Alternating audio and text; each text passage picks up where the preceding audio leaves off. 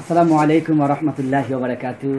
দেশ দেশের বাইরে আপনারা যেখান থেকে দেখছেন, আমি আছি আহসান হাবিব পিয়ার, AHP টিভি, ঢাকা, বাংলাদেশ। অত্যন্ত আনন্দের সাথে আজ আপনাদেরকে জানাচ্ছি, আমরা আজকে আমাদের স্টুডিওতে আজ এমন একজন ব্যক্তিকে পেয়েছি, আলহামদুলিল্লাহ, যার পরিচয় বা প্রশংসা আপনারা ইতিপূর্বেই অনেকগুলো পেজ, গ্রুপ, সোশ্যাল মিডিয়ায় জেনেছেন এবং দেখেছেন, যার নামটাও অনেক মিষ্টিময় এবং প্রসিদ্ধ একটি নাম, শায়েখ শরীফ সালাউদ্দিন বুখারী। তিনি আমাদের স্টুডিওতে এসে উপস্থিত হয়েছেন। আমরা প্রথমে ওনার সাথে সালাম বিনিময় করব। আসসালামু আলাইকুম ওয়া রাহমাতুল্লাহি ওয়া বারাকাতুহু। ওয়া আলাইকুম আসসালাম ওয়া রাহমাতুল্লাহি ওয়া বারাকাতুহু। শায়েখ, আপনাকে আমাদের স্টুডিওতে পেয়ে আমরা অনেক আনন্দিত। খুব ভালো লাগছে যে আপনি আমাদের স্টুডিওতে এসেছেন। আমাদের এখানে এসে আপনাকে পেয়ে জাতি আপনাকে চায়। আলহামদুলিল্লাহি রাব্বিল আলামিন, ওয়াসসালাতু ওয়াসসালামু আলা নাবিয়িনা মুহাম্মদ ওয়া আলা আলিহি ওয়া আসহাবিহি আজমাইন। আল্লাহুম্মা সাল্লি আলাইহি, আল্লাহুম্মা বারিক আলাইহি। জি, আসলে আপনারা AHP টিভি ইসলামিক সংস্কৃতির জন্য যে কষ্ট করে যাচ্ছেন, বাংলাদেশের স্বাধীনতা সার্বভৌমত্বের পক্ষে সবসময় কথা বলে যাচ্ছেন, মুক্তিযুদ্ধের আদর্শকে বাস্তবায়ন করার লক্ষ্যে কথা বলে যাচ্ছেন, জঙ্গিবাদের বিপক্ষে কথা বলে যাচ্ছেন। তো এটা অত্যন্ত গুরুত্বপূর্ণ একটি বিষয় প্রেজেন্ট দুনিয়াতে, বিশেষ করে বাংলাদেশ এবং গোটা মুসলিম বিশ্বের জন্য। তাই জন্য আপনাদের স্টুডিওতে এসে আজকে আমি নিজেকেও অত্যন্ত গর্ববোধ মনে করছি। প্রেজেন্ট দুনিয়াতে মিডিয়া হচ্ছে সবচাইতে শক্তিশালী হাতিয়ার। তো এই মিডিয়ার মাধ্যমে যদি আমরা স্বাধীনতা সার্বভৌমত্বের পক্ষে কথা বলতে পারি, মুক্তিযুদ্ধের আদর্শকে বাস্তবায়ন করার লক্ষ্যে কথা বলতে পারি, জঙ্গিবাদের বিপক্ষে কথা বলতে পারি, তাহলেই মূলত সুন্দর একটি বাংলাদেশ আমরা গোটা বিশ্ব মানচিত্রে উপহার দিতে পারবো বলে আমি আশা রাখছি। সুপ্রিয় শ্রোতা মণ্ডলী, আজ আপনারা দেখছেন দেশে এবং দেশের বাইরে থেকে অধীর আগ্রহে বসেছিলেন এই শায়েখ শরীফ সালাউদ্দিন আল বুখারীকে দেখার জন্য। তিনি আলহামদুলিল্লাহ স্বাধীনতার পক্ষে কথা বলেন, ইসলামের পক্ষে কথা বলেন, সমস্ত জাতির পক্ষে কথা বলেন। তিনি বলেন, আমার ভালোবাসায় আমি মানুষকে আমার ধর্মে ডাকবো, কাউকে প্রতিহিংসা বা রাগ করে নয়। যে আসলে যেহেতু আজকে আমরা দেশ, ইসলাম, রাষ্ট্র নিয়ে কিছু মূল্যবান কথা আপনাদের খেদমতে উপস্থাপন করব ইনশাআল্লাহ। এই মুহূর্তে দেশ এবং দেশের বাহির থেকে যারাই আমাদেরকে দেখছেন, আপনাদের অত্যন্ত প্রিয় একজন শায়েখ আজকে আমার সাথে রয়েছে, ফাদিলাতুল শেখ আহসান হাবিব পিয়ার হাফিজাহুল্লাহ। এই মুহূর্তে আপনারা প্রত্যেকেই, যারা আপনারা এক একজন এক একটা পেজ যারা চালান, যারা স্বাধীনতার সার্বভৌমত্বের পক্ষে কথা বলতে চাচ্ছেন, প্রত্যেকটি পেজ থেকে আপনারা এই প্রোগ্রামটি শেয়ার করবেন, শুধুমাত্র এই দেশের জন্য, ইসলামের জন্য। এটা আপনাদের কাছে আমাদের একান্ত কাম্য। পক্ষান্তরে আমরা আজকে শেখের একটি ইসলামিক সঙ্গীত দিয়ে আমাদের আলোচনা আমরা শুরু করব ইনশাআল্লাহ।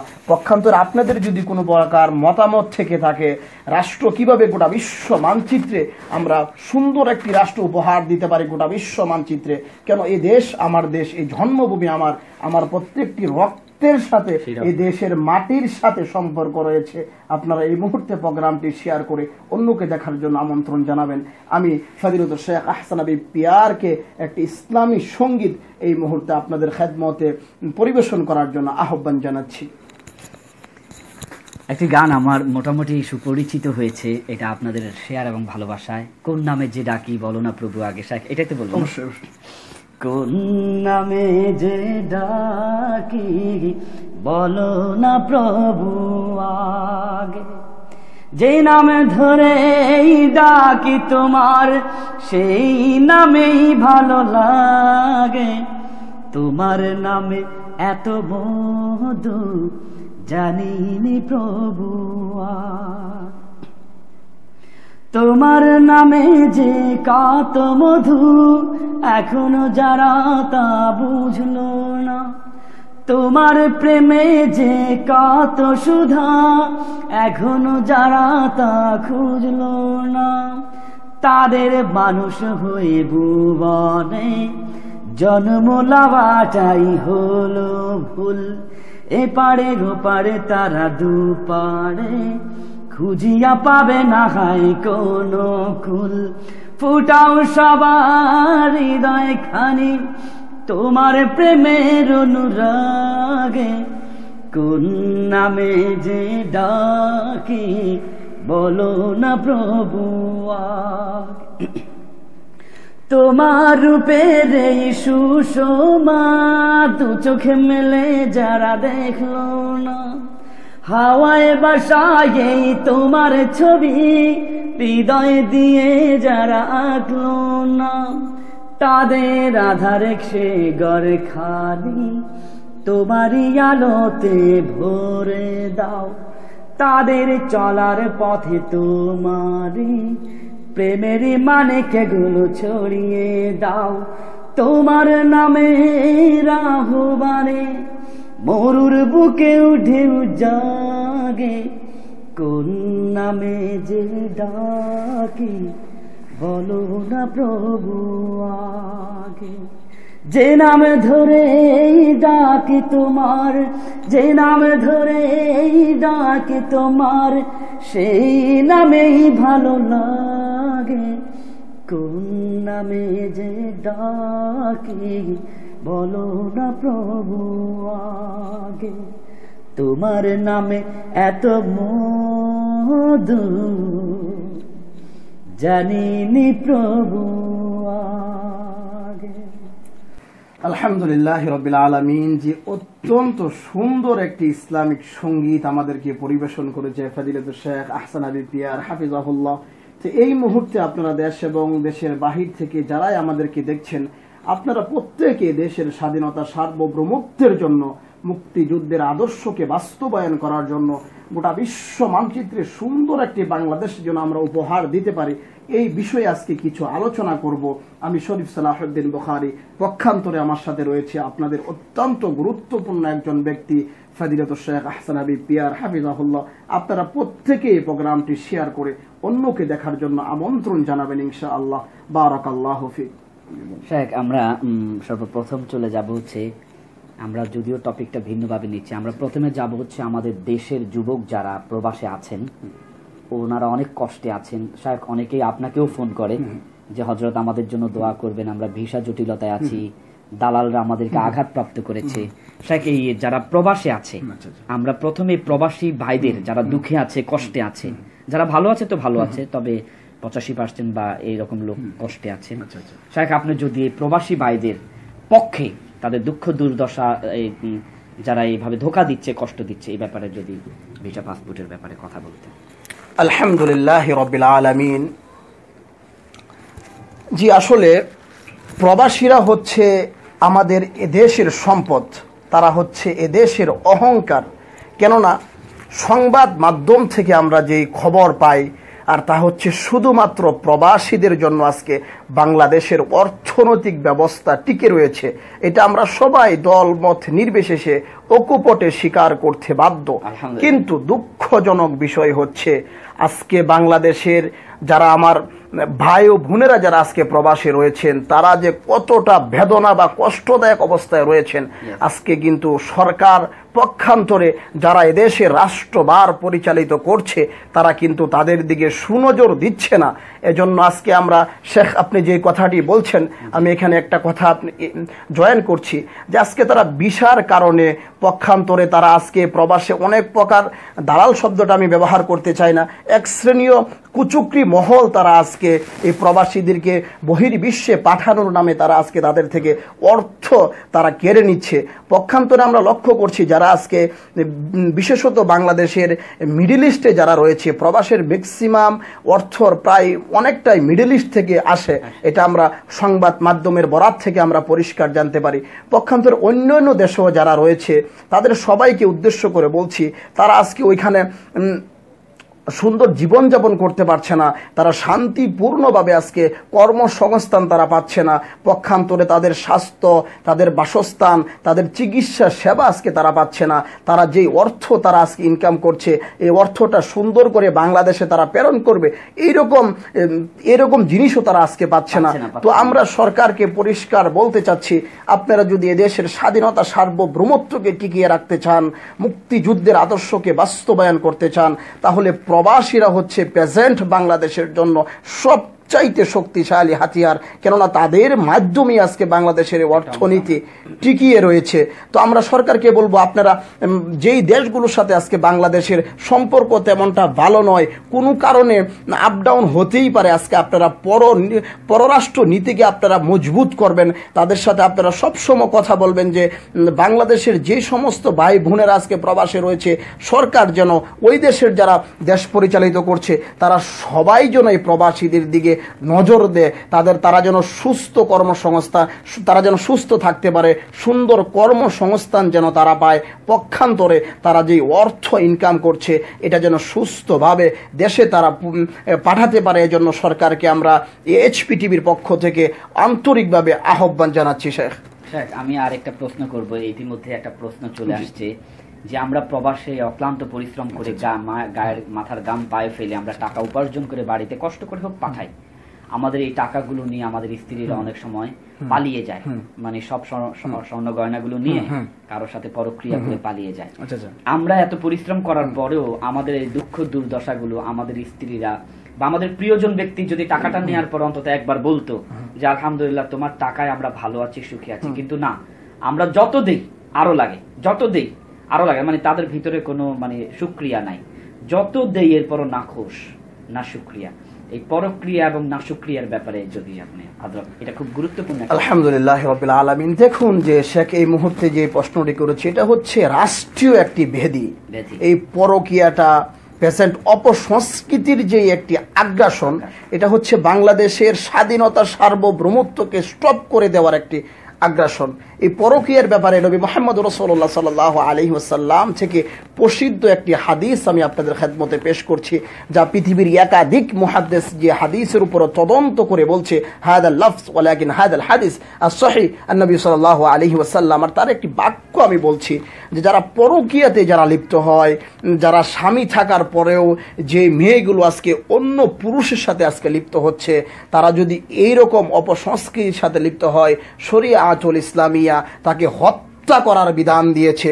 আপনারা যদি কোরআন এবং সুন্নাহ পরিষ্কার তদন্ত করেন, ইসলামের মধ্যে ফাকাদ সালাসা মাররা, 3টি পাপের কারণে হত্যা করা যায়, কিন্তু 2টি পাপ থেকে যদি কেউ তওবা করে ফিরে আসে তাহলে তাকে হত্যা ক্ষমা হয়। কিন্তু একমাত্র ফাকাদ ওয়াহিদ মাররা, একমাত্র মাত্র পাপ রয়েছে, আর তা হচ্ছে পরকীয়াতে লিপ্ত হওয়া, অবাধভাবে অন্য পুরুষের সাথে মেলামেশা করা, ইভেন অন্য কোনো পুরুষ কোনো অন্য মেয়েদের সাথে মেলামেশা করা। এটা যখন কোনো বাস্তবসম্মত যদি কখনো এটা উপস্থাপন হয়, কোনো মানুষ এরকম নোংরা কাজকর্মে লিপ্ত হয়েছে, নবী মুহাম্মদ রাসূলুল্লাহ সাল্লাল্লাহু আলাইহি ওয়াসাল্লাম গোটা বিশ্ব মানচিত্রে মুসলিম উম্মাহকে 1400 বছর আগে পরিষ্কার বলেছে যে একে হত্যা করে তাকে মাটিতে পিষিয়ে পাথর মেরে তাকে হত্যা করতে হবে। আমরা এখানে আরেকটি কথা যোগ করছি। দেখুন, আপনারা আজকে যারা প্রবাসীদের স্ত্রী রয়েছেন তারা কেন আজকে আপনারা এরকম করছেন?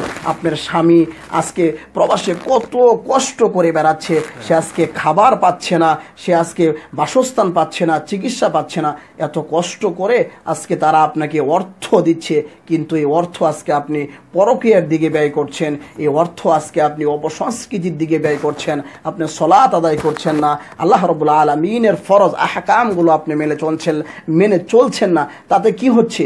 আমরা শেখ প্রকাশ্য আজকে বাংলাদেশের বিখ্যাত মিডিয়ার সাংবাদিককে আমরা আহলান সাহলান জানাবো। এখানে একাধিক মিডিয়া রয়েছে, তারা আজকে যে নিউজ আমাদের সামনে নিয়ে এসছে যে বাংলাদেশে শুধুমাত্র পরকীয়ার জন্য বছরে হাজার হাজার মানুষ শুধুমাত্র সুইসাইড করছে। এটা কিন্তু আমাদের ব্যক্তিগত কোনো কথা নয়। আপনি পত্রিকাগুলো, ফেসবুকে, ইউটিউবে আপনি চার্জ দেন, হাজারও পাবেন। আজকে বাংলার এই ভূখণ্ডে হাজার হাজার মেয়ে আজকে শুধুমাত্র পরকীয়া করার জন্য তারা আজকে নিজে আত্মহত্যা করছে। তা আমরা এএসপিটিভির পক্ষ থেকে গোটা বিশ্বের মুসলিম জাতিকে পক্ষান্তরে বাংলাদেশের সবাইকে বলবো যে আপনারা ইসলামিক মূলধারার সংস্কৃতিতে আপনারা ফিরে আসুন, কোরআন এবং সহিহ সুন্নাহর দিকে ফিরে আসুন, আল্লাহ রাব্বুল আলামিনের দিকে ফিরে আসুন, তাহলেই তো আপনাদের এই জীবনটা সুখময় হবে, সুন্দর। আরেকটা গুরুত্বপূর্ণ প্রশ্ন চলে আসছে, একজন বোন প্রশ্ন করেছে যে যদি শুধু আমাদের এই দোষ দিবেন তাহলে আমাদের পক্ষে কে বলবে? উনি প্রশ্ন করেছেন প্রতি ঈদে বা মার্কেটে আমরা অধিকাংশ সময় নারীদেরকে বেশি দেখতে পাই, মানে নারীরা বাজার করতে যায়, তখন ওই দোকানদারের সাথে তাদের একটু মিলা মোহাব্বত হয়ে যায়, তো এই নারী অধিকাংশ নারীরা কেন বাজারে থাকবে, পুরুষরা কোথায় থাকে? আমাদেরকে যদি পুরুষরাই আমাদের কাজগুলো করে দিত, তারা যদি আমাদের পর্দার হুকুম দিত, পর্দার ব্যবস্থা করে দিত, তারা যদি আমাদেরকে বলতো, আমাদের বাজারটা তারা করতো, তাহলে আমরা বাজারে যেতাম না।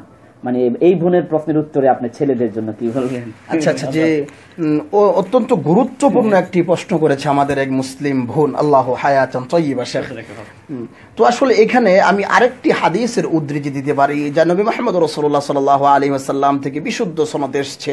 নবী মুহাম্মদ রাসূলুল্লাহ সাল্লাল্লাহু আলাইহি ওয়াসাল্লাম 1400 বছর আগে মুসলিম উম্মাহকে পরিষ্কার করছে, ইয়া আইয়ুহাশ শাবাব মান ইসতাতাআ মিনকুমুল বাবা ফালিয়াতাযাওয়াজ, যে তোমার যদি ক্ষমতা থাকে, তোমার যদি সামর্থ্য থাকে, তাহলে তুমি বিবাহ বন্ধনে আবদ্ধ হও। পৃথিবীর একাধিক মুহাদ্দিস, শাহ ওলিউল্লাহ মুহাদ্দিস দেহলভী, হুসেন আহমদ মাদানী রাহিমাহুল্লাহ, আনোয়ার শাহ কাশ্মীরি রাহিমাহুল্লাহ, ইবনে তাইমিয়া রাহিমাহুল্লাহ, ইমাম ইবনে কাসির রাহিমাহুল্লাহ, আবু হানিফা রাহিমাহুল্লাহ, শেখ নাসিরুদ্দিন আলবানী রাহিমাহুল্লাহ, পৃথিবীর একাধিক মুহাদ্দিস এই হাদিসের উপর তদন্ত করে বলছে, আপনি যদি বিবাহর পরে যদি আপনার ওয়াইফকে যদি আপনি বাজারে পাঠাতে, আপনার যদি বাজারে পাঠানোর কোনো ইচ্ছা থাকে, বা আপনার ওয়াইফকে আপনি মার্কেট করে দিতে পারবেন না, তাকে বাজার করে দিতে পারবেন না, তার প্রত্যেক শরীয়তুল ইসলামিয়ার মধ্যে একটি বউকে চালানোর জন্য যে কাজকর্মগুলো করতে হয়, এগুলো যদি আপনি না পারেন, তাহলে আল্লাহ রাব্বুল আলামিন আপনাকে বিয়া থেকে বিরত থাকার জন্য পরিষ্কার আহ্বান করছে। তো আমরা বলবো যে আপনারা আজকে যারা স্বামী রয়েছেন, তারা কেন আপনাদের ওয়াইফকে, আপনাদের স্ত্রীকে আজকে কেন আপনারা মার্কেটে পাঠাবেন? কেননা বাজার হচ্ছে পৃথিবীর সব থেকে নোংরা জায়গা, ঠিক আছে না স্যার? বাজার হচ্ছে পৃথিবীর সাল্লাল্লাহু আলাইহি ওয়াসাল্লামের বিশুদ্ধ হাদিস, পৃথিবীর সব থেকে উত্তম জায়গা হচ্ছে মসজিদ, আর সব থেকে নোংরা জায়গা হচ্ছে বাজার। তো আপনি কেন আজকে আপনার স্ত্রীকে আপনি বাজারে পাঠাবেন? উনি তো বাজারে গেলে আস্তে আস্তে কারোর সাথে পরিচয় হবে, এটা তো মানুষের রিয়েলিটি। আপনি যখন যাবেন পরিচয় হবে, তো তারপরে তো সে পরকীয়াতে লিপ্ত হতে পারে। জন্য আপনি আপনার ফ্যামিলিকে, আপনার স্ত্রীকে, আপনার বোনকে, আপনার মাকে নবী মুহাম্মদ রাসূলুল্লাহ সাল্লাল্লাহু আলাইহি ওয়াসাল্লামের আদর্শের দিকে ফিরিয়ে নিয়ে আসবেন। তাহলে আপনার পরিবার, আপনার ওয়াইফ, আপনার স্ত্রী, আপনার মা, আপনার বোন সুখময় জীবনযাপন করতে পারবে ইনশাআল্লাহ। হযরত একটা প্রশ্ন চলে আসছে, একজন যুবক ভাই প্রশ্ন করেছেন যে আহসান হাবিব ভাই, আপনার কাছে আমার একটা প্রশ্ন। অবশ্যই।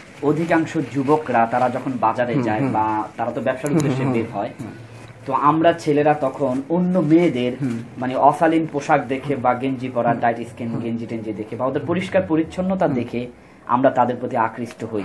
তাহলে হযরত, আমরা স্ত্রীর প্রতি, স্ত্রীর দিক থেকে নজর তুলে নেই, বা স্ত্রীদেরকে আমাদের ভালো লাগে না, এর মূল কারণটা মনে হয় ওরা বাইরের মেয়েগুলো যেভাবে সাজে, কেন আমাদের স্ত্রীরা আমরা এত টাকা পয়সা দিয়ে কিনে দেই, এত কিছু করে দিই, তাহলে তারা কেন আমাদের জন্য সাজে না?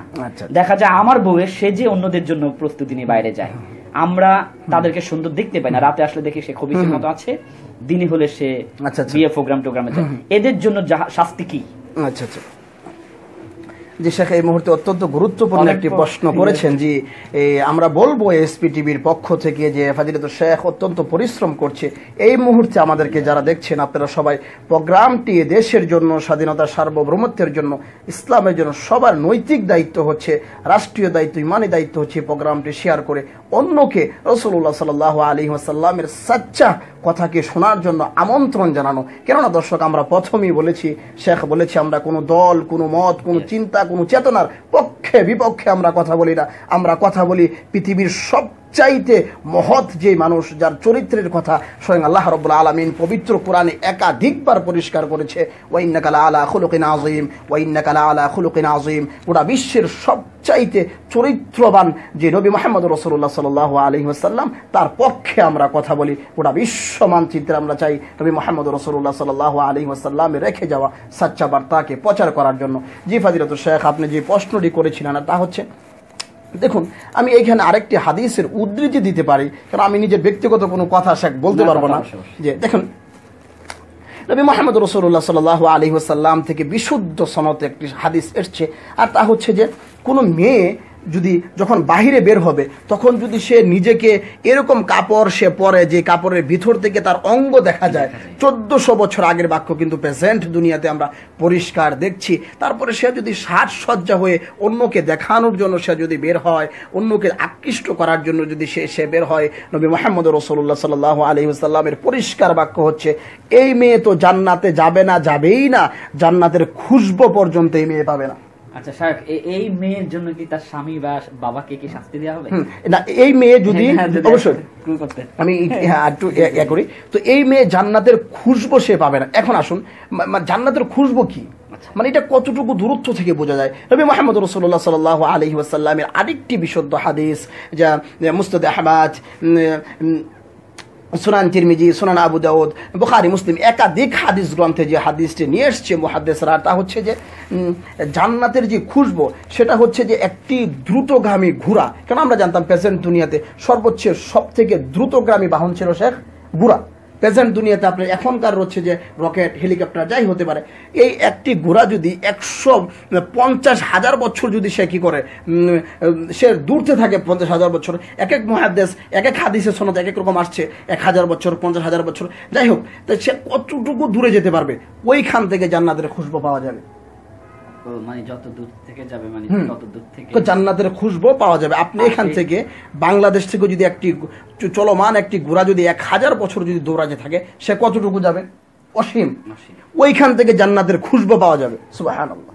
কিন্তু ওই মেয়ে, যেই মেয়ে এইভাবে চলাফেরা করবে, সে জান্নাতের খুশবু পর্যন্ত পাবে না। আচ্ছা হযরত, তাহলে এখন এই মেয়েদেরকে বেরোতে যারা সাহায্য করে, মানে স্বামী বা বাবা, এদের জন্য বা মায়ের জন্য কি শাস্তি? হযরত একটা প্রশ্ন চলে আসছে হযরত, আমি একটু আটকাই দিচ্ছি। না না না, মাফ। প্রশ্নটা হচ্ছে, এক যুবক করেছেন, তিনি বলছেন আমরা অধিকাংশ সময় দেখি বুড়ি মা বোরকা পরে বেরোন, আর সাথেই তার যুবতী মেয়েটাকে বোরকা ছাড়া টাইট স্কিন গেঞ্জি পরে বের করেছে। এটা কিন্তু খুব ইম্পর্টেন্ট। অবশ্যই। মানে বুড়িরা কেন পড়বে আর যুবতীরা কেন সাথেই একসাথে হাঁটবে, এটা যদি একটু বলবেন। আমি প্রথমত আপনার প্রথম প্রশ্নটি বলছি, জি, যে মেয়েগুলো এইভাবে বের হচ্ছে, তারা কিন্তু বহির্বিশ্বের কোনো মেয়ে নয়, না বাংলাদেশের। খুব চিন্তার বিষয় যে তারা কিন্তু আপনা আমার বোন, তারা না হলে আপনার বোন, না হলে আমার বোন। তারা কিন্তু ইটালি, কানাডা, ফ্রান্স এই দেশ থেকে তারা আসেনি। তারা কিন্তু ইহুদি খ্রিস্টানের বাচ্চা নয়, তারা কিন্তু মুসলিম ঘরের সন্তান। তারা কিন্তু সবাই শাহাদা দিয়েছে, আশহাদু আল্লা ইলাহা ইল্লাল্লাহ ওয়া আন্না মুহাম্মাদান আবদুহু ওয়া রাসূলুহু। তা আমরা এখানে নবী মুহাম্মদ রাসূলুল্লাহ সাল্লাল্লাহু আলাইহি ওয়াসাল্লামের আরেকটি হাদিসের উদ্ধৃতি দিতে পারি, আর যা হচ্ছে যে আমি জীবিত থাকাকালীন সময় আমি বাবা আমি জীবিত রয়েছি, আমি মা আমি জীবিত রয়েছি, আমি ভাই আমি জীবিত রয়েছি। আমি গার্জিয়ান থাকাকালীন যদি আমার ওয়াইফ, আমার বাচ্চা, আমার বোন যদি অপসংস্কৃতিতে যদি বেসে যায়, তারা যদি ইসলামী সংস্কৃতিকে স্টপ করে দিয়ে গোটা বিশ্ব মানচিত্র অপসংস্কৃতিকে ছড়িয়ে দিতে চায়, তারা যদি অপসংস্কৃতির কাছে নিজেকে আত্মসমর্পণ করে, তারা যদি পর্দাবিহীন চলাফেরা করে, তাহলে তাদের মা, তাদের ভাই, তাদের বাবাকে রাসূলুল্লাহ সাল্লাল্লাহু আলাইহি ওয়াসাল্লাম বুখারী মুসলিমের বিশুদ্ধ সনদে তাদেরকে দায়ুস হিসাবে সম্বোধন করেছে। আর দুঃখিত দর্শক, আমি পরিষ্কার করতে চাচ্ছি, আপনি যতই তাসবিহ দানা পড়েন, আপনি যতই 5 ওয়াক্ত সালাত আদায় করেন, আপনি যতই 10 বার হজ করেন, আপনি যতই রমাদানের সিয়াম রাখেন, আপনি যদি দায়ুস হয়ে থাকেন, মা হুয়া দায়ুস, দায়ুস কাকে বলে? শরিয়াতুল ইসলামিয়ার পরিভাষায় দায়ুস হচ্ছে ওই ব্যক্তি যার জন্য আল্লাহ রাব্বুল আলামিন জান্নাতকে স্টপ করে দিয়েছে। আপনি ফাজিলতুল শেখ হাসান হাবিব পিয়ার হাফিজাহুল্লাহ উনার কথায়, আমি শরীফ সালাহুদ্দিন বুখারীর কথায় আপনি রাগ করতে পারবেন। আপনি যান, আজকে গুগল রয়েছে, আপনি বিখ্যাত গ্রন্থগুলো আজকে বাংলায় অনুবাদ হয়েছে, ইংলিশে অনুবাদ হয়েছে, উর্দুতে অনুবাদ হয়েছে, আপনি এই গ্রন্থগুলো তদন্ত করে দেখুন। নবী মুহাম্মদ রাসূলুল্লাহ সাল্লাল্লাহু আলাইহি ওয়াসাল্লাম 1400 বছর আগে আপনাকে দায়ুস হিসাবে সম্বোধন করেছে। আপনার একান্ত কাম্য, আমরা আপনাকে দিনী ভাই হিসাবে অনুরোধ করছি, আপনি আপনার ফ্যামিলিকে, আপনি আপনার মেয়েকে, আপনি আপনার বোনকে, আপনি আপনার ওয়াইফকে খুব শীঘ্রই অপসংস্কৃতি থেকে নিয়ে এসে কোরআন এবং সহিহ সুন্নাহ আপনি শিক্ষা দিবেন। তাহলেই আপনি মূলত মারা যাওয়ার পরে আপনার জান্নাতুল ফেরদাউস পেতে পারেন। আর যদি এই সিস্টেমে যদি আপনি দায়ুস হিসাবে মারা যান, তাহলে রাসূলুল্লাহ সাল্লাল্লাহু আলাইহি ওয়াসাল্লামের কঠিন বার্তা রয়েছে। মুসনাদ আহমদ, বুখারী, মুসলিমের হাদিস আপনি তদন্ত করে দেখতে পারেন। আমরা দ্বিতীয় অপশনে চলে যাব। আশা আমি একটু শেয়ার করতে চাচ্ছি, এই মুহূর্তে যেহেতু অনেক দর্শক আমাদেরকে দেখছে, তো অনেক বাক্য শুনছে। দেখুন, আমরা নিজ থেকে কোনো বাক্য বলি না, ঠিক আছে? আমরা সবসময় বলেছি যে স্বাধীনতা সার্বভৌমত্বের পক্ষে কথা বলি। আজকে দেখুন, এই পরকীয়া, এই অপসংস্কৃতির জন্য কিন্তু হাজারো ফ্যামিলি আজকে ধ্বংস হয়ে যাচ্ছে।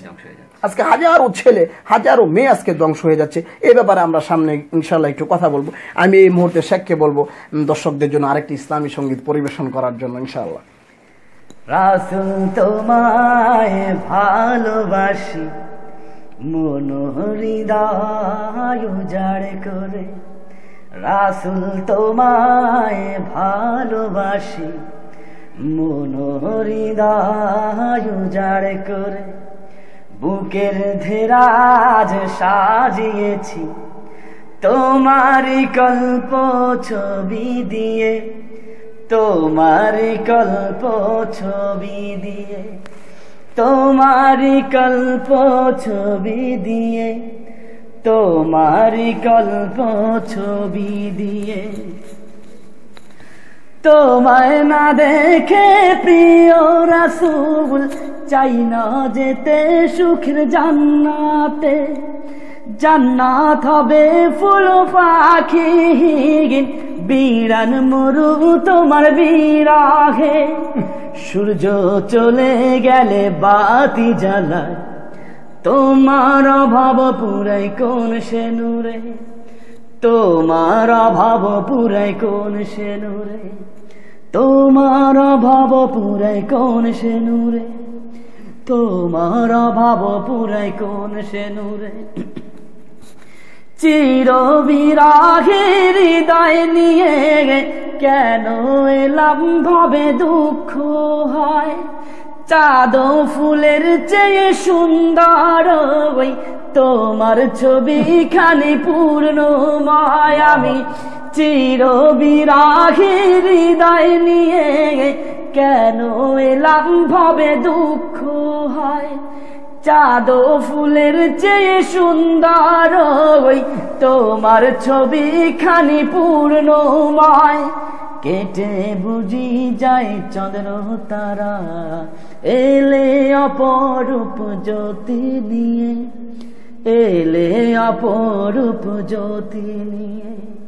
রাসূল তোমায় ভালোবাসি, মন হৃদয় উজাড় করে বুকের ধেরাজ সাজিয়েছি তোমারি কল্প ছবি এঁকে, তোমারি কল্প ছবি এঁকে, তোমারি কল্প ছবি দিয়ে, তোমারি কল্প ছবি দিয়ে। আলহামদুলিল্লাহ রাব্বিল আলামিন। যে অত্যন্ত সুন্দর একটি ইসলামিক সঙ্গীত আপনাদের খেদমতে পরিবেশন করেছেন ফাজিলাতুল শেখ আহসান হাবিব পিয়ার হাফিজাহুল্লাহ। আসলে দেখুন দর্শক, যে ইসলামী সঙ্গীত পরিবেশন করা, সঙ্গীত উপস্থাপন করার জন্য যে সুর, যে কণ্ঠ, যে ভাষা, যে বাক্যর ব্যবহার দরকার, আমি মনে করছি যে শেখের প্রায় সবকিছুই রয়েছে আলহামদুলিল্লাহ রাব্বিল আলামিন। আপনারা আরো দোয়া করবেন যাতে আমরা ইসলামী সংস্কৃতি গোটা বিশ্ব মানচিত্রে আরো সুন্দরভাবে উপস্থাপন করতে পারি। তো আপনারা এই মুহূর্তে আমাদেরকে যারা দেখছেন তারা সবাই ইসলামের জন্য এই প্রোগ্রামটি শেয়ার করে অন্যকে দেখার জন্য আমন্ত্রণ জানাবেন। আমরা আরো কিছুক্ষণ ইসলামিক কিছু বিষয় নিয়ে, স্বাধীনতা সার্বভৌমত্বের পক্ষের কিছু বিষয় নিয়ে আপনাদের সামনে আছি। আমি শরীফ সালাহুদ্দিন বুখারী, পক্ষান্তরে রয়েছে আমাদের অত্যন্ত শ্রদ্ধাভাজন একজন ব্যক্তি ফাজিলাতুল শেখ আহসান হাবিব পিয়ার হাফিজাহুল্লাহ। হযরত, আমরা এবার চলে যাব, আমরা দ্বিতীয় একটা আলোচনা টপিক নিয়েছিলাম, আর সেটা হচ্ছে যুব সমাজকে ধরেছিলেন, মানে যুব সমাজ অপসাংস্কৃতিক, সাংস্কৃতিক বিষয় আমাদের একটা থাকবে, তবে আমরা দুইটাকে একত্রিত করে দিই, যুব সমাজ এবং অপসংস্কৃতি। যুব সমাজ এখন কেন ড্রাগস?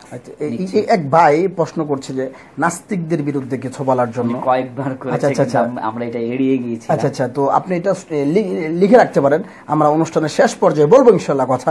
আপনারা প্রশ্ন করেন।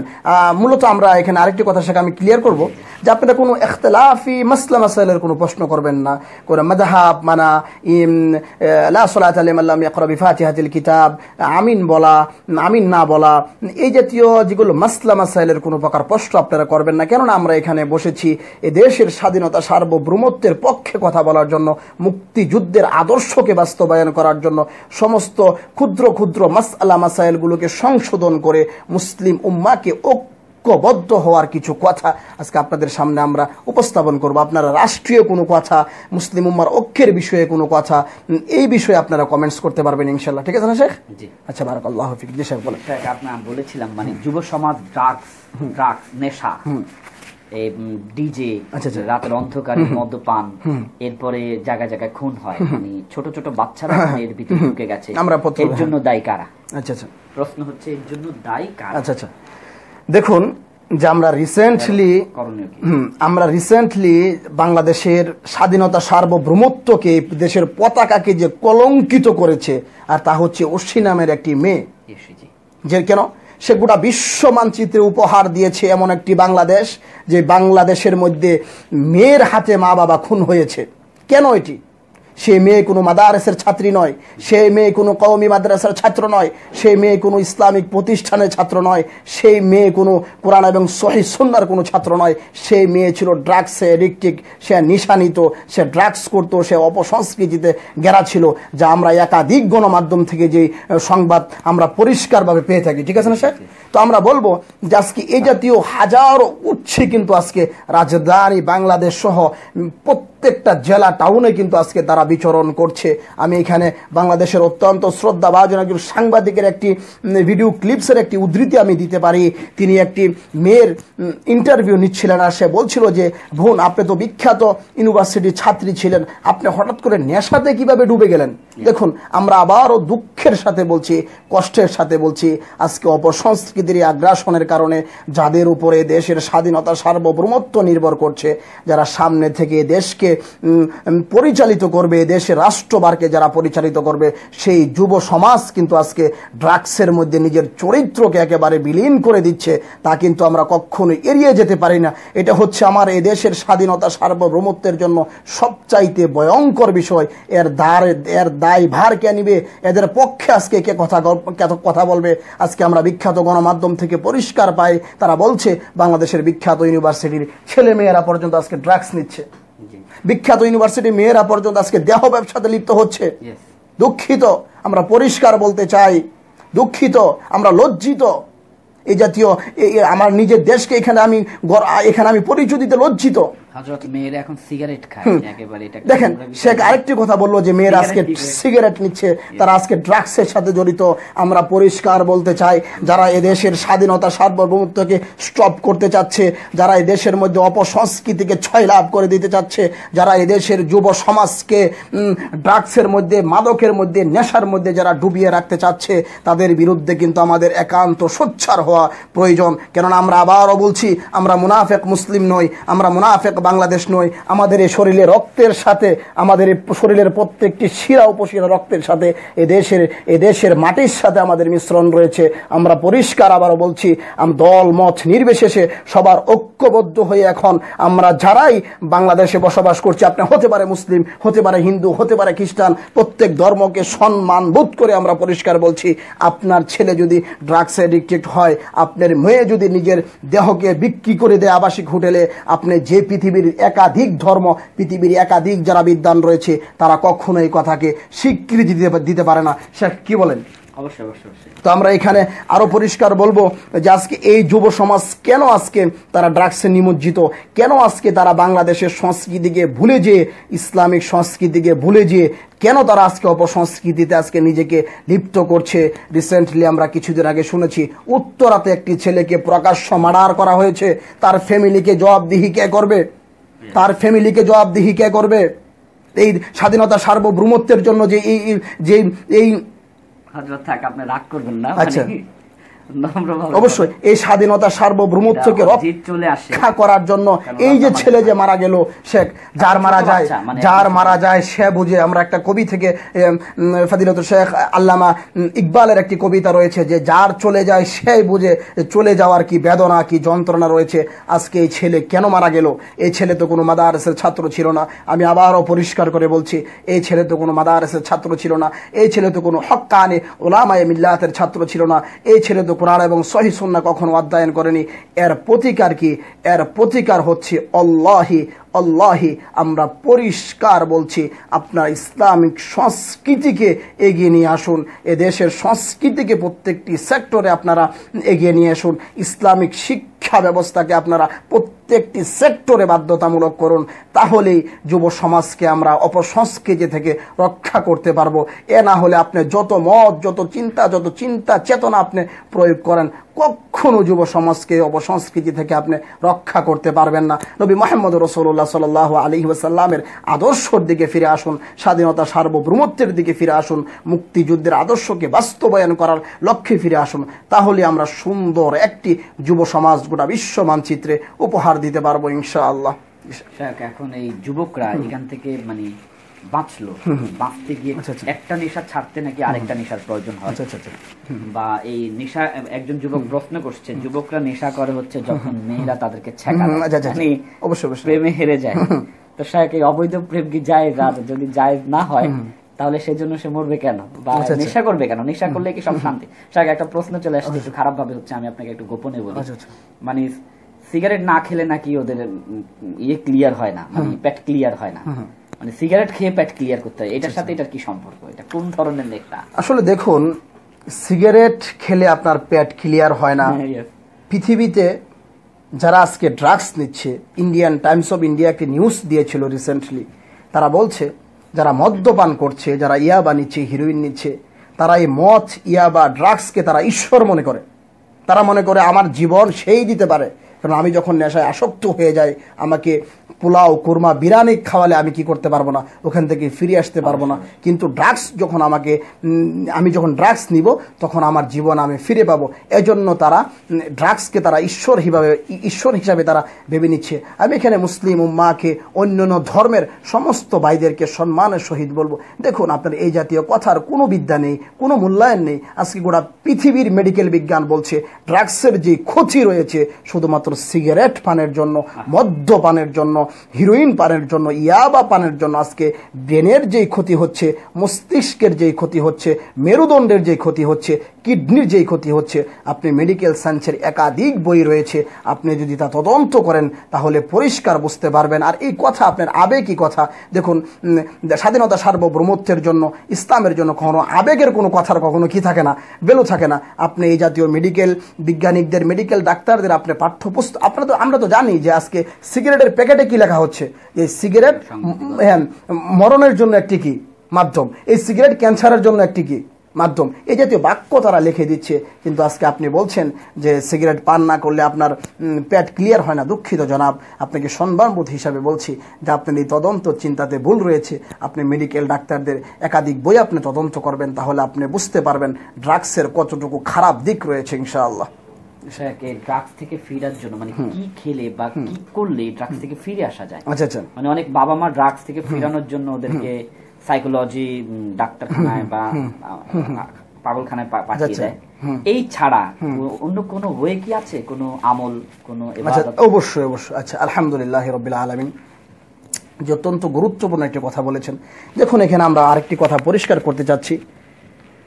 একজন মানুষ যখন ৫ ওয়াক্ত সালাত আদায় করে, ইসলামের প্রত্যেকটি আহকামকে যখন অন্তর থেকে সে মেনে নেয়, রমাদানে সিয়াম রাখে, হজ করে, রাসূলুল্লাহ সাল্লাল্লাহু আলাইহি ওয়াসাল্লামের সুন্নাহকে, তার প্রত্যেকটি জীবন ব্যবস্থাকে যখন মেনে নেয়, তখন কিন্তু তার থেকে খারাপ কোনো একটি কাজ করতে বাধা দাঁড়ায় যে আমি কিভাবে এই কাজটি করব।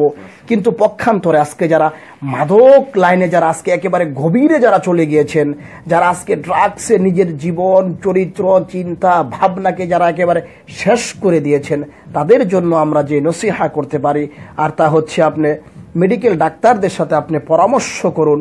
পক্ষান্তরে আপনি কোরআন এবং সুন্নাহ অধ্যয়ন করুন, আপনি আয়াতুল কুরসি পড়ুন, আপনি সূরা ইখলাস পড়ুন, সূরা ফাতিহা পড়ুন বারবার। পক্ষান্তরে নবী মুহাম্মদ রাসূলুল্লাহ সাল্লাল্লাহু আলাইহি ওয়াসাল্লামের উপরে আপনি দুরূদ শরীফ পড়ুন।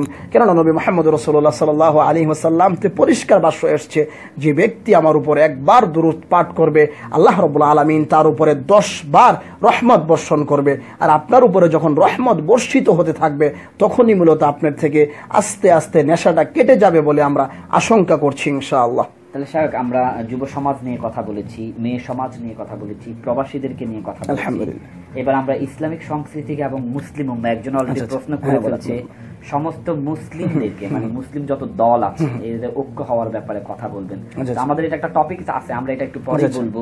তার আগে আমরা চলে যাচ্ছি ইসলামিক সংস্কৃতি, মানে গজল, ওয়াজ, মাহফিল, এইটার মধ্যে দুদল কেন, আচ্ছা, দ্বন্দ্ব কেন সৃষ্টি হয়, বা এই ব্যাপারে আপনি কি বলবেন? আচ্ছা অথবা মিডিয়ায় এসে কথা বলা, ইসলাম প্রচার করা। জি, আলহামদুলিল্লাহ রাব্বিল আলামিন। তো ইসলামিক সংস্কৃতি নিয়ে আমরা একটু বিস্তারিত কিছু আলোচনা করবো ইনশাল্লাহ। এখানে অনেক নেগেটিভ পজিটিভ বাক্য রয়েছে, চিন্তা ভাবনা রয়েছে। তো ইসলামিক সংস্কৃতিতে যাওয়ার, এই আলোচনা টপিক্সে যাওয়ার আগে আমি শেখকে অনুরোধ করব যে আপনি দর্শকদের উদ্দেশ্যে যদি আরেকটি ইসলামী সঙ্গীত পরিবেশন করেন। দেশ এবং দেশের বাহিরে যারা এই মুহূর্তে আমাদেরকে দেখছেন, আমরা অত্যন্ত নগণ্য একটি মানুষ, আমরা স্বাধীনতা সার্বভৌমত্বের জন্য লড়াই করে যাচ্ছি। গোটা বিশ্বে বাংলাদেশের পতাকাকে উজ্জ্বলভাবে পরিচালিত করার জন্য, উজ্জ্বলভাবে গোটা বিশ্ব মানচিত্রে বাংলাদেশের পতাকাকে উপস্থাপন করার জন্য আমরা ক্ষুদ্র কিছু কষ্ট করে যাচ্ছি। আপনারা প্রত্যেকেই এই প্রোগ্রামটি শেয়ার করে অন্যকে দেখার জন্য আমন্ত্রণ জানাবেন। এই মুহূর্তে সুন্দর একটি ইসলামী সঙ্গীত নিয়ে আপনাদের সামনে আসছে ফাদিলাতুল শেখ আহসান হাবিব পিয়ার, হাফিজাহুল্লাহ। ও মনাশ্চ তুমি এই দুনিয়ায়, হায়রে থাকবে কয়দিন এই বাংলায়, অন্ধকারে শুইতে হবে গো মন মাটির বিছানা, অন্ধকারে শুইতে হবে গো মন মাটির বিছানা।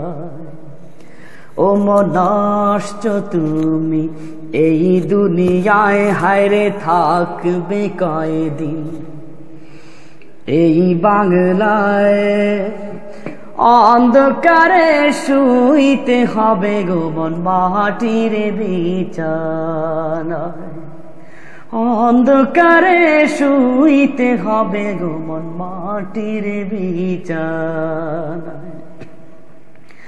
কয়েক দিনের মুসাফির এই দুনিয়ার মেহমান, ক্ষণস্থায়ী জীবনে চাও সুখেরই বাসস্থান। এক নিঃশ্বাস ছেড়ে আর এক নিঃশ্বাস নেওয়ার সুযোগ নাই, অন্ধকারে শুইতে হবে গো মন মাটির বিছানা।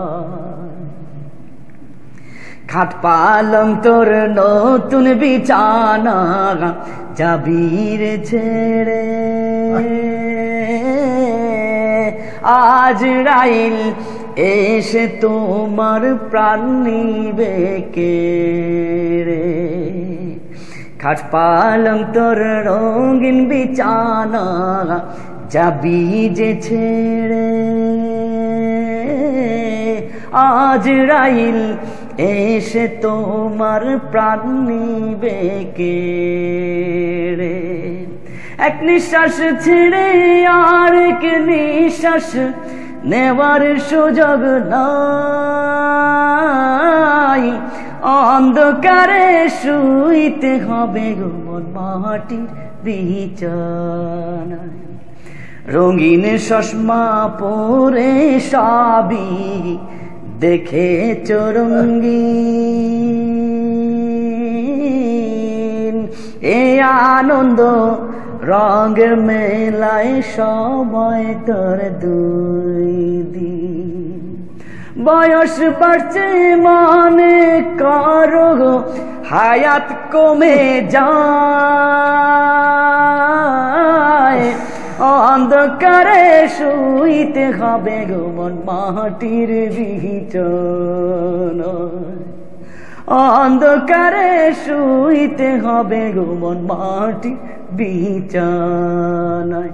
ও মনাশ্চ তুমি এই দুনিয়ায়, হায়রে থাকবে কয়দিন এই বাংলায়, অন্ধকারে শুইতে হবে গো মন মাটির বিছানায়, অন্ধকারে শুইতে হবে গো মন মাটির বিছানায়।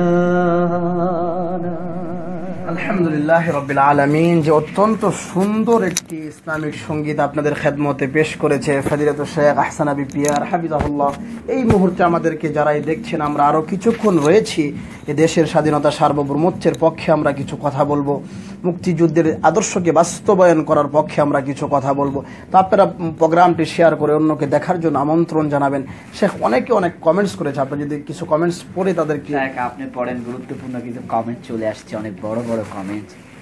প্রতিদিন ঘর থেকে বের হওয়া সেই সব সময় মাশাআল্লাহ জোস, মানে বেশিরভাগ লোক দোয়া চেয়েছেন। মানে আজকে আপনাকে পেয়ে অবশ্যই অবশ্যই অনেকে মায়ের জন্য দোয়া চেয়েছেন, অনেকে বাবার জন্য দোয়া চেয়েছেন, সকল ইসলামিক দলগুলো। হ্যাঁ, একজন বারবার প্রশ্ন করতেছেন ইসলামিক দলগুলোকে ঐক্যভাবে কথা বলা, আমরা কথা বলবো। আল্লাহ পাক আমাদের সবাইকে নামাজ রোজা করার তৌফিক দান করুক। ভাই, আমরা আপনাদের নামগুলো পড়তে পারছি না, যেহেতু আমরা কমেন্ট বেশি হয়ে যায় আমাদের সিরিয়ালে, আমরা 2-3টা কমেন্ট দেখতে পাই, চলে যাচ্ছে। ধন্যবাদ, আমি কুয়েত থেকে, জোস হয়েছে। তো এই যে শব্দগুলো, বিশেষ বিশেষ শব্দগুলো, শাইখ আমি এখান থেকে যেটা বুঝতে পেরেছি সেটা হচ্ছে অধিকাংশ লোক দোয়া চাচ্ছে। আর একজন লোক বারবার বলছেন মুসলমানদের বা ইসলামিক দলগুলোর ঐক্য, যেটা অনেক বড় বিগ মানের একটা মাসাইল বা কথা। এটা সম্পর্কে বললে শাইখ আপনার 2 বছর শেষ হবে না। যে ইসলামিক মুসলিম উম্মার ঐক্য নিয়ে আমরা আমাদের প্রোগ্রামের লাস্ট ইনশাআল্লাহ কথা বলবো। আপনারা আমাদের সাথে থাকবেন, আমাদের কথাগুলো আপনারা অন্যকে শেয়ার করবেন ইনশাআল্লাহ। জি শেখ, একটা বিষয় অনেক একজনে বারবার প্রশ্ন করছেন, আমরা যদি এই বিষয়টা আনতে চাচ্ছি না, উনি বারবার প্রশ্ন করছেন পীরের কাছে কেন মানুষ যায়। আচ্ছা আচ্ছা আচ্ছা, এই বিষয়ে কি আপনি সাবলীল ভাবে কিছু বলবেন? আচ্ছা আচ্ছা, অবশ্যই অবশ্যই। দেখুন, আসলে পীরের কাছে কেন মানুষ যায় এটার বিস্তারিত ব্যাখ্যা বিশ্লেষণ রয়েছে। এখানে আমরা পরিষ্কার বলতে পারি যে পীর যে জিনিসটা রয়েছে বা যে শব্দটা রয়েছে বা যে সিস্টেমটা রয়েছে, শরিয়াতুল ইসলামিয়া থেকে আল্লাহ রাব্বুল আলামিন পরিষ্কার বলছে কুনু মা সাদিকিন, যে সত্যবাদীদের সাথে, সৎ লোকদের সাথে তোমরা কি করো, চলাফেরা করো। আজকে এ দেশের স্বাধীনতা সার্বভৌমত্বের জন্য, ইসলামকে প্রচার প্রসার করার জন্য আজকে বাংলাদেশে উলামায়ে মিল্লাত, ওলিয়া উলিয়া পীরদের কিন্তু অনেকটাই ভূমিকা রয়েছে, যা আমরা অস্বীকার করতে পারবো না। কিন্তু পক্ষান্তরে কিন্তু কথাগুলো মনোযোগ দিয়ে শুনবেন আপনারা, কিন্তু পক্ষান্তরে আজকে পীরদের নাম ব্যবহার করে, উলামায়ে হক্কানীদের নাম ব্যবহার করে আজকে বাংলাদেশে হাজারো মাজার তৈরি হয়েছে, আজকে হাজারো শিরিকের আস্তানা তৈরি হয়েছে, আজকে হাজারো বেদাতের আস্তানা তৈরি হচ্ছে। পৃথিবীর কোনো মানুষ, কোনো মুহাদ্দিস, কোনো বিজ্ঞ আলেমে দ্বীন, ইসলামিক কোনো স্কলার কখনো এই জাতীয় কর্মকে অ্যালাউ করে যাননি। আপনি যদি মুসলিম হয়ে থাকেন, কোনো বিজ্ঞ কোনো আলেমে দ্বীন হয়ে থাকেন, আমি শরীফ সালাহুদ্দিন বুখারী পরিষ্কার বলছি, আপনি কোনো একটি বাক্য, কোনো একটি লফজ যদি আপনি কখনো পরিষ্কার করতে পারেন গোটা বিশ্ব মানচিত্রে, যে প্রেজেন্ট দুনিয়াতে পীর নামে আজকে যারা করছে, যে আজকে আমরা কিছু বাক্য আমি বলি, কেন আমরা স্বাধীনতার সার্বভৌমত্বের পক্ষে কথা বলি, আমাদের কথা পরিষ্কার হওয়ার দরকার। আজকে বাংলাদেশে এরকম হাজারো পীর রয়েছে যারা নিজেকে নবী দাবি করছে, দুঃখিত। আজকে হাজারো পীর রয়েছে যারা নিজেকে আল্লাহ দাবি করছে, যারা বলছে যে আমার ভক্তরা আরশের মধ্যে স্বয়ং আমাকে দেখতে পায়, আপনি বাক্য তদন্ত করুন। আজকে গণমাধ্যম তাদেরকে মুশরিক হিসাবে, ইসলামিক ফাউন্ডেশন থেকে তাদেরকে আজকে কাবের হিসাবে সাব্যস্ত করা হচ্ছে। কিন্তু দুঃখিত দর্শক, আজকে আমরা দেখছি যে আমার ভাই, আমার বোন, আমার আত্মীয় স্বজন আজকে সেই পীরের কাছে গিয়ে আজকে তারা মুরিদ হচ্ছে। এই দুঃখ বেদনা আমি কাকে বোঝাবো? যেখানে গণমাধ্যম তাদেরকে মুশরিক বলছে, গণমাধ্যম তাদেরকে বলছে তাদের সাথে ইসলামের কোনো সম্পর্ক নেই, যেখানে বাংলাদেশের বৃহত্তম একটি প্রতিষ্ঠান রয়েছে ইসলামিক ফাউন্ডেশন। আমি আপনাকে আটকায় দিচ্ছি, প্রশ্ন করেছেন যে পীরের কাছে গেলে বাচ্চা হয়, এইটা কতটা ঈমানযোগ্য? বলবো আমি, আমাদের সময় কিন্তু শেষ হয়ে আসছে, আমরা 15 মিনিট আছি। আচ্ছা আচ্ছা, তো বলবো। দেখুন, আমি বলছি যে সৎ লোকদের কাছে যাওয়া সুন্নাহ। আপনি সৎ মানুষের কাছে যেতে পারেন, তার থেকে আপনি সহবত নিতে পারেন, তার থেকে আপনি ইসলামিক কোনো মাসলা মাসাইল, ইসলামিক জ্ঞান আপনি অর্জন করতে পারেন। কিন্তু পীরদের নামে আজকে যারা বলছে যে আমার কাছে আসলে বাচ্চা হবে, আমি বাচ্চা দিতে পারি, এটা তো পৃথিবীর হিন্দু, বৌদ্ধ, খ্রিস্টান, পৃথিবীর কোনো বিদ্বান মানুষের কথা কোনো হতে পারে না। আপনি এই বলে কি বোঝাতে চাচ্ছেন?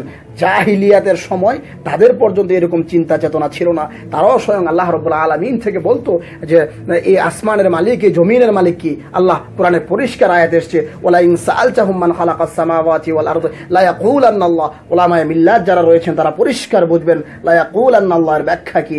আমি এখানে সময় সংক্ষিপ্তের জন্য আমি পরিষ্কার করতে পারছি না। শাক এক জায়গা থেকে আরেক জায়গায় চলে যাচ্ছি। শাক একজনে প্রশ্ন করে ফেলছেন, আমরা জেনে না জেনে অনেক গুনাহ করি বা আমি জীবন অনেক পাপ করে ফেলছি, এমন পাপ যা কারো কাছে প্রকাশ করলে আমাকে ফাঁসির দণ্ডিতে ঝুলাবে।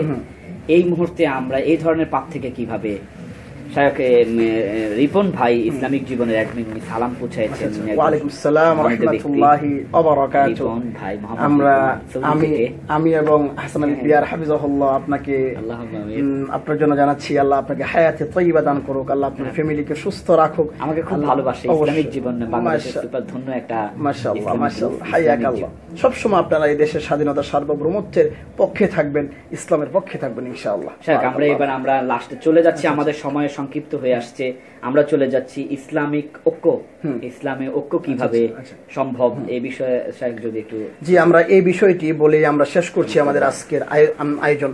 দেখুন, প্রেজেন্ট দুনিয়াতে মুসলিমদের জন্য সব চাইতে ভয়ঙ্কর যে বিষয়, এটা হচ্ছে দুটি বিষয়। একটি হচ্ছে জঙ্গিবাদ।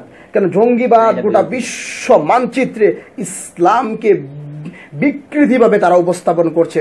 শেখ মনে হয় জানেন, জঙ্গিবাদের বিপক্ষে আমার একাধিক বাক্য রয়েছে। জঙ্গিবাদের বিপক্ষে আমি আমার নিজের রক্ত, নিজের জান, নিজের মাল দিয়ে আমি পরিশ্রম করে যাচ্ছি। আজকে প্রত্যেকটি মুসলিমের দরকার দল মত নির্বিশেষে জঙ্গিবাদের বিপক্ষে কথা বলা। পক্ষান্তরে আরেকটি সবচাইতে ভয়ঙ্কর যে বিষয়, আর তা হচ্ছে আমাদের ইখতিলাফ। আজকে ক্ষুদ্র ক্ষুদ্র মাসলা মাসাইলের কারণে আজকে মুসলিম উম্মাহ যেভাবে ডিভাইডেড হয়ে যাচ্ছে। এখানে আমি নবী মুহাম্মদ রাসূলুল্লাহ সাল্লাল্লাহু আলাইহি ওয়াসাল্লামের একটি সহিহ হাদিসের উদ্ধৃতি দিতে পারি, আর তা হচ্ছে আল্লাহ নবী সাল্লাল্লাহু আলাইহি ওয়াসাল্লাম 1400 বছর আগে পরিষ্কার করছে, যারা আমার এই ইসলামকে, আমার এই দ্বীনকে যারা পৃথক করে ফেলবে, যারা ডিভাইডেড করে ফেলবে, যারা বাদ করে ফেলবে, তাদের কোনো প্রকার জিম্মাদারি, তাদের কোনো প্রকার দায়িত্ব আমি নবী মুহাম্মদ রাসূলুল্লাহ সাল্লাল্লাহু আলাইহি ওয়াসাল্লামের নেই। আমি তাদের থেকে একেবারেই মুক্ত। এই বাক্য দ্বারা বোঝাচ্ছে যে আমরা যারা ইসলামকে বাদ করে ফেলছি, ইসলামকে ডিভাইডেড করে ফেলছি, তাদের থেকে কিন্তু নবী মুহাম্মদ রাসূলুল্লাহ সাল্লাল্লাহু আলাইহি ওয়াসাল্লাম একেবারেই পৃথক। পক্ষান্তরে আরেকটি কোরআনের আয়াত রয়েছে, যে কোরআন পরিষ্কার বলছে ওয়াতাসিমু বিহাবলিল্লাহি জামিআন ওয়া লা তাফাররাকু, যে তোমরা আল্লাহর রজ্জুকে, আল্লাহর হাবলকে, আল্লাহর রজ্জুকে তোমরা আঁকড়ে ধরো, লা তাফাররাক, তোমরা কখনো পৃথক হয় না। কিন্তু দুঃখিত মুসলিম ভাই বোন, হে মুসলিম উম্মাহ, আজকে আমরা ক্ষুদ্র ক্ষুদ্র মাসআলার কারণে, ক্ষুদ্র ক্ষুদ্র ইখতিলাফি কিছু বিষয়ের কারণে আজকে জামাত আহলে হাদিসদের কাফের বলছে, আহলে হাদিস উলামায়ে দেওবন্দকে কাফের বলছে, উলামায়ে দেওবন্দ পক্ষান্তরে আরেকজনকে আজকে কাফের বলছে, চরমনায় আরেকজনকে এরকম বলছে, তাবলীগ জামাত আরেকজনকে বেদাতি বলছে। তো এই জাতীয় যে চিন্তা ভাবনা, এগুলো অতি ক্ষুদ্র চিন্তা ভাবনা। আমরা বলবো যে আমরা যারা দল মত নির্বিশেষে, আপনি আওয়ামী লীগ হতে পারেন, আপনি বিএনপি হতে পারেন, আপনি জাতীয় পার্টি হতে পারেন, আপনি যা হতে পারেন, আমি পরিষ্কার বলছি, সর্বপ্রথম আমার পরিচয় হচ্ছে আমি নবী মুহাম্মদ রাসূলুল্লাহ সাল্লাল্লাহু আলাইহি ওয়াসাল্লামের উম্মাহ। বাংলাদেশের এই দেশের স্বাধীনতা সার্বভৌমত্বের জন্য যে কয়জন ব্যক্তি সবচাইতে বেশি নিজের জীবনকে উৎসর্গ করেছে, তাদের মধ্যে রয়েছে মরহুম প্রেসিডেন্ট শেখ মুজিবুর রহমান, প্রেসিডেন্ট জিয়াউর রহমান, মাওলানা ভাসানী, আরো একাধিক ব্যক্তি যারা রয়েছেন, তারা কিন্তু সবাই নবী মুহাম্মদ রাসূলুল্লাহ সাল্লাল্লাহু আলাইহি ওয়াসাল্লামের উম্মাহ ছিল। তারা কিন্তু সবাই নবী মুহাম্মদ রাসূলুল্লাহ সাল্লাল্লাহু আলাইহি ওয়াসাল্লামকে স্বীকৃতি দিয়ে তারা দুনিয়া থেকে চলে গিয়েছে। আল্লাহ রাব্বুল আলামিন তাদের সবাইকে জান্নাতুল ফিরদাউস নসিব করুক। আমরা এখানে পরিষ্কার বলতে চাচ্ছি, আসুন আমরা ক্ষুদ্র ক্ষুদ্র এই মাসআলাগুলোকে সবাই একত্রে বসে, আজকে কত দুঃখজনক, আজকে এক মুসলিম আরেক মুসলিমকে দেখলে আজকে সালাম দেয় না, আজকে এক মুসলিম আরেক মুসলিমকে দেখলে আজকে সালাম দেয় না, আজকে ওয়াহাবি সুন্নিকে দেখলে সালাম দেয় না, সুন্নি ওয়াহাবিকে দেখলে আজকে সালাম দেয় না, আজকে এক দল আরেক দলকে দেখলে সালাম দেয় না, আজকে রাজনৈতিক প্রতিহিংসার কারণে আজকে আওয়ামী লীগকে বিএনপি সালাম দেয় না, বিএনপি আওয়ামী লীগকে দেখলে সালাম দেয় না। আল্লাহি, এটা কখনো নবী মুহাম্মদ রাসূলুল্লাহ সাল্লাল্লাহু আলাইহি ওয়াসাল্লামের আদর্শ হতে পারে না। আমি আরেকটি কথা এখানে যোগ করছি, খারিজিদের ব্যাপারে ইসলামের হিস্ট্রির মধ্যে একটি বাক্য রয়েছে, খারিজিরা আলী রাদিয়াল্লাহু তাআলা আনহুকে কোরআনের আয়াত পড়ে হত্যা করে ছিল, কিন্তু আলী রাদিয়াল্লাহু তাআলা আনহু কখনো খারিজিদেরকে খারিজি বলে সম্বোধন করেনি। তারা বলছে আমার ভাই ভুল করছে, আমার ভাইকে আমি ইসলামের দিকে আহ্বান করব। আসুন না দর্শক, আমরা যারাই মুসলিম রয়েছি, আমরা যারাই শাহাদা দিয়েছি আশহাদু আল্লা ইলাহা ইল্লাল্লাহ ওয়া আন্না মুহাম্মাদান আবদুহু ওয়া রাসূলুহু, আমরা সবাই একে অপরের সাথে অন্তরের সাথে অন্তর মিশিয়ে একে অপরের ক্ষুদ্র ক্ষুদ্র ভুলগুলোকে আমরা মুছে ফেলে, কেননা আরেকটি হাদিসের উদ্ধৃতি দিচ্ছি, যার ভিতরে সরিষা পরিমাণ হিংসা থাকবে সে তো জান্নাতে কখনো প্রবেশ করবে না। আজকে আমাদের কথার মাধ্যমে, আমাদের চিন্তার মাধ্যমে, আমাদের বাক্যের মাধ্যমে তো আমরা হিংসাকে প্রতিফলিত করছি, হিংসাকে উপস্থাপন করছি। আসুন না আমরা সবাই দল মত নির্বিশেষে যারা এই শাহাদা দিয়েছি, আশহাদু আল্লা ইলাহা ইল্লাল্লাহ ওয়া আন্না মুহাম্মাদান আবদুহু ওয়া রাসূলুহু, আমরা হচ্ছি একে অপরের ভাই। আমরা সবাই কুরআন এবং সহিহ সুন্নাহর ছায়াতলে এসে ক্ষুদ্র ক্ষুদ্র মাসআলাগুলোকে, আরেকটি কথা শেখ আমি বলছি, বাংলাদেশের অত্যন্ত গুরুত্বপূর্ণ একজন শেখ, যিনি আল আন হাইয়ুন, যিনি এখনো জীবিত রয়েছে, ফাদিলাতু শেখ আল্লামা আহমদ শফি হাফিজাহুল্লাহ, আল্লাহু হায়াতান তয়্যিবা, এই জাতীয় অনেক আলেমে দ্বীন আজকে এই দেশে জীবিত রয়েছে। তাদের কাছে গিয়ে, তাদের সান্নিধ্যে যে তারা একাধিক বছর ধরে আজকে বুখারীর খেদমত করে আসছে, তারা একাধিক হাদিসের সনদ দিচ্ছে, একাধিক হাদিস নিয়ে তারা তদন্ত করছে, যাদের থেকে হাজারো লক্ষ লক্ষ ছাত্র আজকে গোটা বিশ্ব মানচিত্রে তারা ইসলামের খেদমত করে যাচ্ছে। তাদের কাছে আমরা যে বসে আমরা অন্তরকে একেবারে বিগ মেন্টালিটি করে আমরা অন্তরের সমস্ত হিংসা বিদ্বেষ ভুলে যে ক্ষুদ্র ক্ষুদ্র মাসআলাগুলোকে স্টপ করে দিয়ে আমরা সবাই কোরআন এবং সহিহ সুন্নাহর ছায়া তলে এসে এই দেশের স্বাধীনতা সার্বভৌমত্বের জন্য, মুক্তিযুদ্ধের আদর্শকে বাস্তবায়ন করার জন্য, জঙ্গিবাদের বিপক্ষে, অপসংস্কৃতির বিপক্ষে, দর্শনের বিপক্ষে এই বাংলাদেশকে বিশ্ব মানচিত্রে সুন্দর একটি বাংলাদেশ হিসাবে উপস্থাপন করার জন্য নবী মুহাম্মদ রাসূলুল্লাহ সাল্লাল্লাহু আলাইহি ওয়াসাল্লামের রেখে যাওয়া সাচ্চা মানবতার শান্তির বাণীকে গোটা বিশ্ব মানচিত্র উপস্থাপন করার জন্য আমাদের সবার একান্ত কাম্য হচ্ছে, আওয়ামী লীগ নয়, বিএনপি নয়, জাতীয় পার্টি নয়, কোনো দল নয়, আমরা সবাই মুসলিম। আসুন আমরা সবাই এ দেশের জন্য, ইসলামের জন্য সবাই কোরআন এবং সুন্নাহর ছায়াতলে এসে ঐক্যবদ্ধ হই। আমরা লাস্টের প্রশ্নে চলে যাচ্ছি, এটাই আমাদের লাস্ট প্রশ্নের জবাব দিয়ে আমরা বিদায় নিব। সাহেব, আমরা চেষ্টা করবো সবসময় আমাদের এই আইডি থেকে, আহসান হাবিব ফেয়ার এই আইডি থেকে লাইভে আসতে, আর যাওয়ার সময় এক একজন এক একটা বিষয় নিয়ে আমরা যাওয়ার সময় একটা আমল, আর তার পূর্বে একটি প্রশ্নের জবাব। যে হুজুর অনেকেই ফেসবুকে ছবি আপলোড দেয়, প্রোফাইল পিকচার যদি নিজের পিকচার না দেয় অনেকে ফেক আইডি মনে করে, এই ক্ষেত্রে ফেসবুকে ছবি আপলোড করা বা ভিডিও আপলোড করার ব্যাপারে যদি আপনি আমাদেরকে একটু।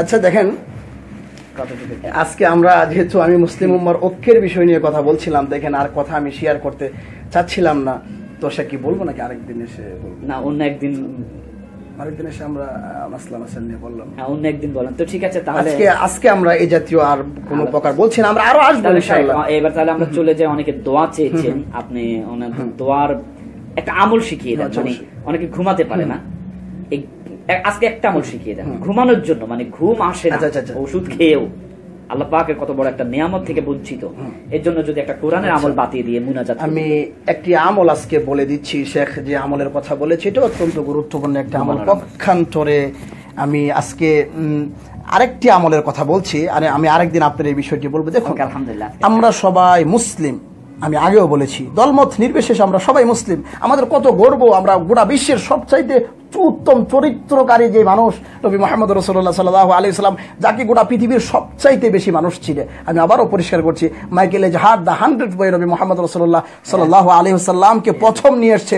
আজ পর্যন্ত পৃথিবীর এই মানচিত্রে এই বইয়ের বিকল্প কোনো বই, কোনো রাইটার এখনো উপস্থাপন করতে পারেনি। আমি ওপেনভাবে বলছি, সালমান রুশদি স্যাটারলি ভার্সাস হিসেবে যে বই লিখেছে, এটা কখনো দ্য 100 বইয়ের বিপক্ষে যায়নি। ওই বইটি পড়ে হাজারো মানুষ মুসলিম হয়েছে। আমরা সেই নবী মুহাম্মদ রাসূলুল্লাহ সাল্লাল্লাহু আলাইহি ওয়াসাল্লামের উম্মাহ, এটা আমাদের সবচেয়ে গর্বের বিষয়। আর আমরা যারা মুসলিম রয়েছি, আসুন, নবী মুহাম্মদ রাসূলুল্লাহ সাল্লাল্লাহু আলাইহি ওয়াসাল্লাম যখন মুআজ বিন জাবালকে ইয়ামান দেশে প্রেরণ করছে, বুখারী 7372 নম্বর হাদিস, কিতাবুত তাওহীদের প্রথম হাদিস, আপনারা কিতাবুত তাওহীদ খুলে দেখবেন। তখন মুআজ বিন জাবালকে বলছে, ইয়া মুআজ, আমি তোমাদেরকে আহলে কিতাবদের কাছে প্রেরণ করছি। মা হুয়া আহলুল কিতাব ওয়া লিমাদা?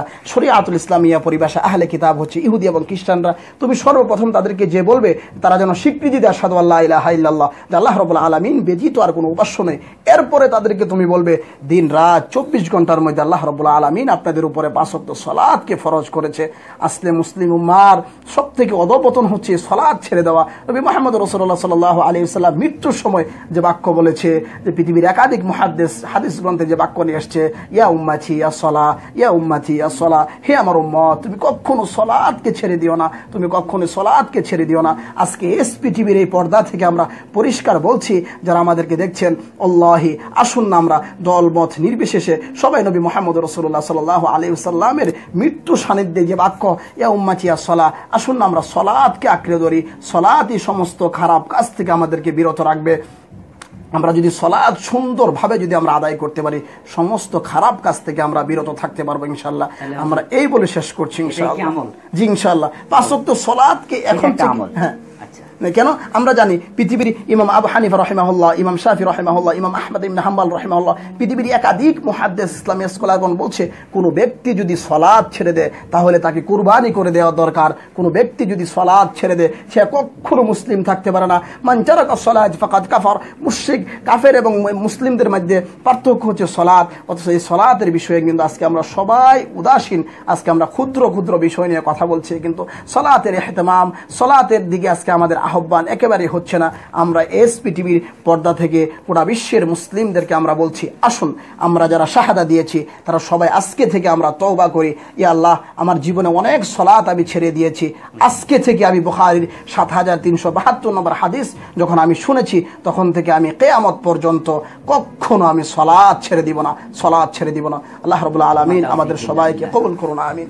একটু দোয়া চেয়েছেন দেশের বাইরে, বিশেষ করে বিদেশিরা খুব বেশি মর্মাহত হৃদয়, মা বাবাকে দেখে না, স্ত্রী ও বাচ্চাকে দেখে না, আর কষ্টের ভিতরে থেকে ওরা রাতের বেলা নিজে রান্না করে নিজে খায়। এনারা অনেকে দোয়া চেয়েছেন, তো আপনি যদি লজ্জাবোধ না করেন, কিছু মনে না করেন, তাহলে এই মানুষগুলোর জন্য, অবশ্যই মা বাবার জন্য জি আমরা সবার জন্য দোয়া করে দিচ্ছি ইনশাআল্লাহ, যে দেশ এবং দেশের বাহিরে যারাই আমাদেরকে দেখছেন এসপিটিভির পর্দা থেকে, এসপিটিভি থেকে, তাদের সবার জন্য আমরা দোয়া করছি। যারা বিশেষত যারা প্রবাসী রয়েছেন, আল্লাহ রাব্বুল আলামিন আপনাদের সবাইকে হায়াতে তয়্যিবা দান করুন, আমিন। আল্লাহ রাব্বুল আলামিন আপনাদের সবাইকে সুস্থ রাখুন, আমিন। আল্লাহ রাব্বুল আলামিন আপনাদের প্রত্যেকের ফ্যামিলিকে সমস্ত বিপদ থেকে, সমস্ত অপসংস্কৃতি থেকে আল্লাহ রাব্বুল আলামিন সুস্থ রাখুন। আল্লাহ রাব্বুল আলামিন আপনাদের সবাইকে এ দেশের জন্য স্বাধীনতা, সার্বভৌমত্বের জন্য কবুল করুন। আল্লাহ রাব্বুল আলামিন আমাদের সবার রিজিকের মধ্যে আল্লাহ রাব্বুল আলামিন বরকত দান করুন। পক্ষান্তরে এই দেশের উপরে যে অপসংস্কৃতির যে ছয়লাভ চলছে, এ দেশের স্বাধীনতা, সার্বভৌমত্বকে যারা স্টপ করে দিতে চাচ্ছে, আসুন আল্লাহ রাব্বুল আলামিন যেন আমাদের শক্তিকে, আমাদের স্পিডকে যেন বাড়িয়ে দেয়, আমরা যেন ক্ষুদ্র ক্ষুদ্র মাসআলাগুলোকে স্টপ করে দিয়ে এ দেশের স্বাধীনতা, সার্বভৌমত্বের জন্য কাজ করতে পারি, ইসলামের জন্য কাজ করতে পারি। আল্লাহ রাব্বুল আলামিন আমাদের সবাইকে কবুল করুন। পক্ষান্তরে আমাদের যতদিন আমাদের এই নিঃশ্বাস রয়েছে, আমাদের শ্বাস রয়েছে, ততদিন পর্যন্ত আল্লাহ রাব্বুল আলামিন যেন আমাদের সবাইকে রাসূলুল্লাহ সাল্লাল্লাহু আলাইহি ওয়াসাল্লামের সুন্নাহ অনুযায়ী জীবন যাপন করার তৌফিক দান করুন, আমিন। ওয়া আখির দাওয়ানা আলহামদুলিল্লাহি রাব্বিল আলামিন। শ্রোতা মণ্ডলী, এতক্ষণ আমাদের সাথে ছিলেন শায়েখ শরীফ সালাহউদ্দিন আল বুখারী, যিনি আপনাদের মাঝে এইভাবেই সারা বাংলাদেশে একদিন ইসলামকে ছড়িয়ে দিবেন। ওনার জন্য খুব দোয়া করবেন, খুবই অসুস্থ, আল্লাহ যেন ওনাকে কবুল করেন। আর উনি অনেক দূর থেকে আসেন, আমরা সবসময় ওনাকে আমাদের এই এইচপিটিভির ক্যামেরায় চাই। এই প্রত্যাশায় আমরা আজকের মতো বিদায় নিচ্ছি। আমি আহসান হাবিব পেয়ার সাথে ছিলাম এইচপিটিভি। আল্লাহ হাফেজ। নতুন কিছু।